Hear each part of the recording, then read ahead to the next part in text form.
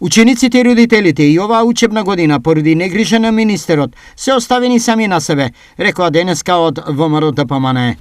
Вака ли, министре, се грижите за нашите ученици? Вашата грижа е финансискиот терет да биде на родителите, самите да се снаоѓаат за нешто што е ваша грижа. И ќе беше во ред да е само ова, но не е. Министре, не се грижите за родителите, за учениците и за наставниот кадар кој требаше да го обезбедите. Според член 54 став 5 од Законот за основно образование, за наставата по физичко и здравствено образование од прво до пето деление се вклучува наставник по физичко и здравствено образование.